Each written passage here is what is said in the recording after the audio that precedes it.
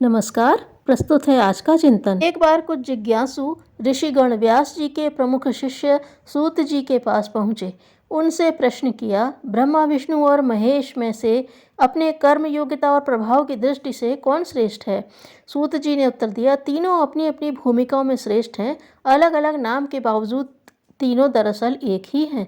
सूत जी ने विस्तार के साथ समझाते हुए कहा, परमात्मा जब सृष्टि की रचना करते हैं तब वह ब्रह्मा कहलाते हैं, जब वह सृष्टि का पालन करते हैं तब विष्णु कहलाते हैं और जब वह संहार करते हैं तब शिव कहलाते हैं।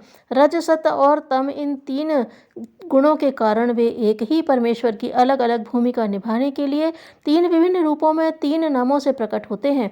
धर्मशास्त्रों में, वेदों में इन तीनों की इसलिए त्रिमूर्ति की संज्ञा दी गई है। उन्होंने समझाते हुए आगे कहा, ऋषिवरों, हमें परमात्मा के तमाम रूपों में समान श्रद्धा भाव रखना चाहिए। किसी को एक दूसरे से श्रेष्ठ समझने की भावना मन में आनी ही नहीं चाहिए। अपनी अपनी भूमिका में ब्रह्मा, विष्णु तथा महेश तीनों श्रेष्ठ नहीं, श्रेष्ठतम हैं। ऋषियों की जिज्ञासा का समाधान हो गया। भोपाल के पास एक गांव में योद्धा क्षत्रिय परिवार था। लड़का था जोरावर, लड़की पद्मा। पिता ने दोनों को समान रूप से शस्त्र विद्या सिखाई। पिता के न रहने पर भाई कर्जदार हो गया। रियासत ने उसे जेल में बंद कर दिया। कर्जा कैसे चुके, भाई कैसे छूटे, इसका उपाय सोचते हुए लड़की ग्वालियर राजा की फौज में मर्दाना वेश बनाकर भर्ती हो गई। उसकी प्रतिभा असाधारण थी, सो जल्दी ही हवलदार बन गई। उम्र बढ़ने पर भी मूछें न आई तो संदेह किया गया और उसे लड़की पाया गया। बात ग्वालियर महाराज तक पहुंची। उन्होंने सारी परिस्थिति जानी। खजाने से रुपया भेजकर भोपाल का कर्जा चुका दिया। भाई जेल से छूटा। लड़की का विवाह प्रधान सेनापति से हुआ। स्वामी विवेकानंद जब इंग्लैंड प्रवास पर थे तब उन्होंने अपने एक प्रवचन में कहा, मुझे 100 समर्पित व्यक्तियों की आवश्यकता है जिनके सांचे से मैं नई प्रतिभाएं ढाल सकूं। 19 वर्षीय नोबुल ने विवेकानंद साहित्य पहले भी पढ़ा था।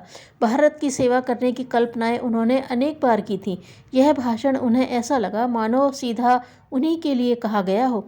कुमारी नोबुल ने कहा, मैं अपने को समर्पित करती हूँ, 99 और आप ढूंढ लें। वे भारत चली आईं। स्वामी जी ने उन्हें संन्यास दिया और निवेदिता नामकरण कर दिया। वे आजीवन स्वामी जी के मार्गदर्शन में भारत की सेवा करती रहीं। प्रसन्नता तभी प्राप्त होती है जब आपकी करनी और कथनी और विश्वास में समानता हो। हर कार्य के लिए समय होता है और समय के लिए कार्य होता है। घमंड के लिए सत्य का सहारा लेना सत्य का अपमान है। जीत से ज़्यादा हमें उस संघर्ष में आनंद आता है जो उस जीत के लिए करना पड़ता है। धन्यवाद।